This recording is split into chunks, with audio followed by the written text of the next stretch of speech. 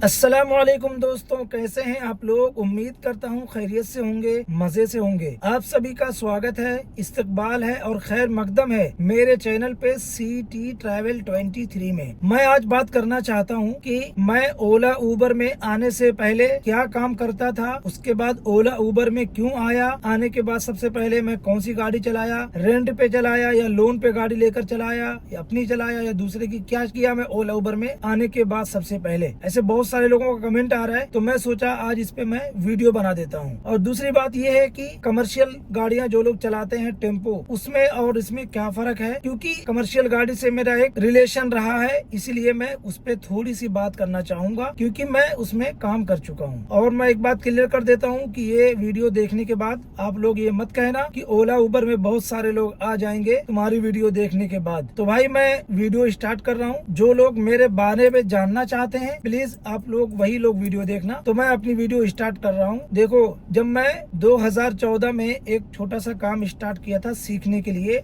Aluminium sliding window का, मैं 2014 नवंबर में वो काम स्टार्ट किया सीखने के लिए। 2017 में मैं अपनी शॉप ओपन किया। उसके बाद 2017 से 2020 तक मैं वही एक काम करता था, एल्युमिनियम विंडो का। उसके बाद जब लॉकडाउन लग गया, आपको मालूम है सारे काम बंद हो गए थे, सब कुछ बंद हो गया था। मार्केट में सिर्फ और सिर्फ एक ही काम चल रहा था, वो थी कमर्शियल गाड़ियाँ जो लोग चला रहे थे, उससे से पैसे कमा रहे थे। उसके बाद फिर ओला उबर का काम स्टार्ट हुआ, तो उसमें एक पैसेंजर अलाउड था, फिर 2 पैसेंजर अलाउड हुआ, एक आगे और एक पीछे, बीच में प्लास्टिक लगा करके लोग गाड़ियाँ चलाते थे। तो मैं लॉकडाउन में बिना कुछ समझे बूझे, ना मेरे पास ज्यादा वक्त था कि मैं क्या करूं, कुछ ज्यादा सोचने समझने का टाइम नहीं था, तो मैंने एक कमर्शियल गाड़ी को खरीद लिया टाटा मोटर्स में, ट्विटर के माध्यम से बात करके। बहरहाल वो गाड़ी मैं ले लिया बिना सोचे समझे, ऐसे ही बस ले लिया, क्योंकि मेरी दुकान बंद थी, मेरा काम बंद था, सब कुछ बंद था। वो गाड़ी लेने के बाद मैं पोर्टर में ज्वाइन किया और पोर्टर के थ्रू अपना काम करता था। आपको मालूम है पोर्टर की पॉलिसी ऐसी है, पोर्टर में 8 फीट 1 टन की गाड़ी को फ्री जो वेटिंग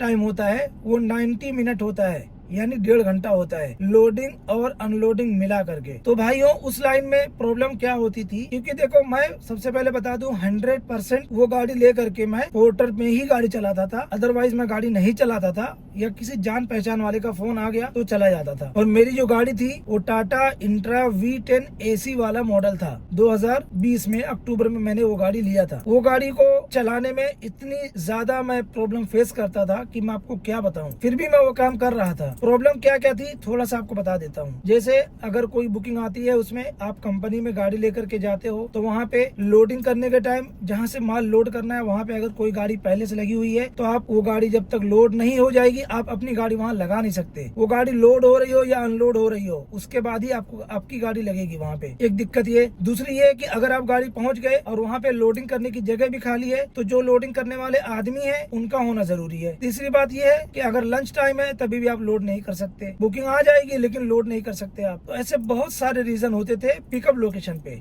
उसके बाद आप ड्रॉप लोकेशन पे जाओगे, तो वहाँ पे गाड़ी खड़ी करने की जगह है कि नहीं है देखना है। उसके बाद गाड़ी को खाली करने वाले आदमी है कि नहीं है। तीसरी बात, जहाँ पे वो माल रखना है वो जगह अवेलेबल है कि नहीं है। ऐसी बहुत सारी प्रॉब्लम उसमें फेस करना पड़ता था, और इन सारी प्रॉब्लम के चक्कर में एक बुकिंग का कम से कम 4 घंटा 3.5 घंटा खराब हो जाता था, 1000 रुपया 800 रुपया कमाने के लिए। और भी बहुत सारी प्रॉब्लम है, उसको मैं गिनाऊंगा तो बहुत ज्यादा लंबी वीडियो हो जाएगी। जैसे आपको पार्किंग की दिक्कत, आप हर जगह अपनी गाड़ी लेके जा नहीं सकते, कहीं नो एंट्री है तो कहीं वो गाड़ी अलाउड नहीं है। जैसे मुंबई फ्रीवे पे आप अलाउड नहीं है कमर्शियल गाड़ी, ऐसे बहुत सारे रोड पे वो गाड़ी अलाउड नहीं थी। और मुझे अगर नमाज पढ़ना होता था तो मैं गाड़ी कहीं ऐसे लगा करके नमाज नहीं पढ़ सकता था। और दूसरी बात ये कि वो गाड़ी से मैं अपना कोई काम नहीं कर सकता था। मतलब अगर मुझे अपनी फैमिली के साथ में कहीं जाना हो, शादी ब्याह में या और कहीं, तो ये काम भी उससे मैं नहीं कर सकता था। तो कहने का मतलब ये कि उसमें मेरा टाइम बहुत ज्यादा खराब होता था, इसलिए वो गाड़ी मुझे बेचने के बारे में सोचना पड़ा। और ये सोचते भी मैं वो गाड़ी को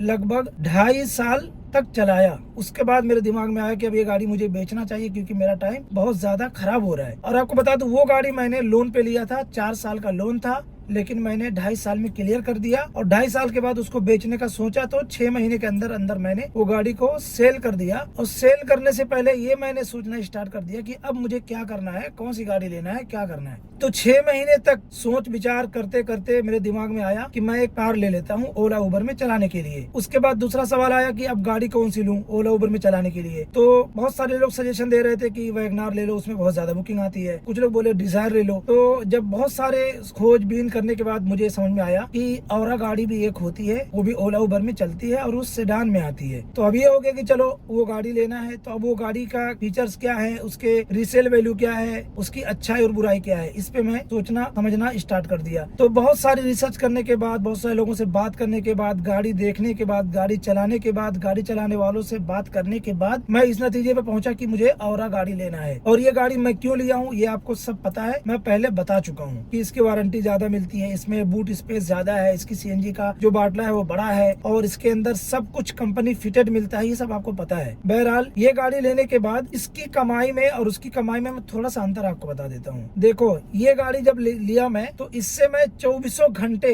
यानी 7 दिन 24 घंटे में काम कर सकता हूँ। जब चाहूँ तब मैं गाड़ी चला सकता हूँ, हर वक्त इसमें बुकिंग अवेलेबल होती है। लेकिन पोर्टर में या कमर्शियल गाड़ी में अगर आप काम कर रहे हो तो आपके पास एक लिमिटेड टाइम होता है, उसी टाइम में ही आपको पैसा कमाना होता है। सुबह में 9 बजे से शाम को 6-7 बजे तक ही उसमें बुकिंग आती है और एक बुकिंग में 3 से 4 घंटा, कभी 2.5 घंटा चले जाता है आपका। तो दिन भर में मुश्किल से 2 से 3 बुकिंग तो बहुत कम ऐसा होता है कि हो जाए, 2 बुकिंग ही हो पाती है। ट्रैफिक, फिर मार्केट में जहाँ लेके जा रहे हो वहाँ जगह है नहीं है, सब कुछ बता चुका हूँ आपको। तो उसमें टाइम बहुत खराब होता है, 2 बुकिंग मुश्किल से हो पाती है। और उसके बाद आप अगर चाहो कि मैं आज 20 घंटा काम करूँ, 18 घंटा काम करूँ, फिर भी आप नहीं कमा सकते और काम नहीं कर सकते। लेकिन इस लाइन में ऐसा है कि हम 24 घंटे काम कर सकते हैं, 7 दिन। हम चाहेंगे तो 20 घंटा चलाएंगे, चाहेंगे तो रात को 2 बजे निकल जाएंगे, चाहेंगे तो दिन में 12 बजे निकलेंगे। ये इसमें और उसमें फर्क था। दूसरी बात, इस गाड़ी और उस गाड़ी में फर्क था कि ये गाड़ी को मैं शादी ब्याह में अपनी फैमिली के साथ में घूमने, गाँव जा सकता हूँ, कहीं भी घूमने जा सकता हूँ, हर जगह मैं ये गाड़ी से जा सकता हूँ। पर वो गाड़ी से मैं कहीं नहीं जा सकता अपनी फैमिली के साथ में, ये दिक्कत थी। बहरहाल ये गाड़ी लेकर के मैं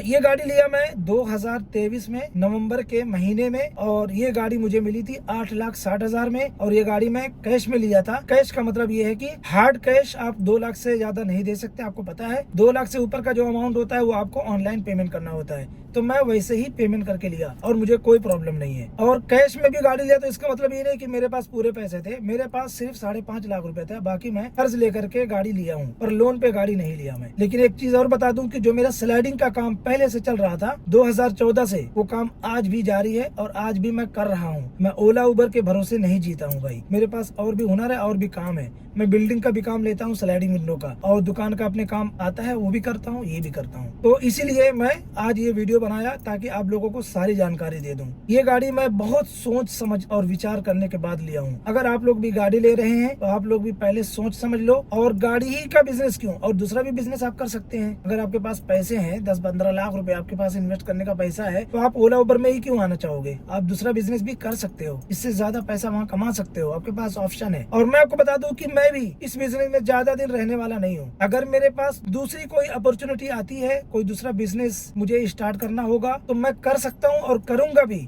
मैं परमानेंट या अपनी लाइफ बनाने के लिए ओला उबर में या ये गाड़ी नहीं लिया हूँ लाइफ बनाने के लिए। आपको मैं क्लियर बता देता हूँ, ये लाइफ बहुत रिस्की होती है, एक्सीडेंट का बहुत ज्यादा चांस होता है। आपकी देखो रिस्की हर मामला होता है, लेकिन ये बहुत ज्यादा रिस्की है क्योंकि आप 100% रोड पे होते हैं, ट्रैफिक में होते हैं, स्पीड में गाड़ी होती है, कहाँ कहाँ जाना है आपको खुद पता नहीं होता है, इसलिए इसमें रिस्क ज्यादा होता है। देखो अल्लाह ताला ने अपनी जान को और अपनी चीजों को एहतियात करने के लिए कहा है। इसका मतलब ये नहीं है कि आप ये कहने लग जाओ कि भाई रिस्क हर जगह है तो गाड़ी चलाने में क्या दिक्कत है। कोई दिक्कत नहीं है, लेकिन आदमी अपनी एहतियात जरूर करता है कि भाई हम सेफ रहें, अपनी फैमिली से ज्यादा दूर ना रहें। ये सब आदमी एहतियात तो करता ही है, ये आपको पता है, और करना भी चाहिए। क्योंकि हम गाड़ी चलाते हैं, वक्त पे नमाज नहीं पढ़ सकते हैं, वक्त पे खाना नहीं खा सकते हैं, ये आपको मालूम है। और अगर आप बिजनेस में हो तो आप कर सकते हो, अगर मस्जिद करीब है तो मस्जिद में नमाज पढ़ लोगे, और खाना तो आप होटल में खा सकते हो, अगर लेके आए तो दुकान में खा सकते हो, लेकिन चलती हुई गाड़ी में तो आप नहीं खाना खा सकते। तो भाई यही रही आज की वीडियो, कैसी लगी कमेंट करके जरूर बताना। आपको पता चल ही गया कि मैं गाड़ी कैश पे लिया हूँ, मैं कोई किसी और की गाड़ी चलाया नहीं हूँ, टेम्पो चलाता था, उसके बाद सीधा मैं ये गाड़ी ले लिया।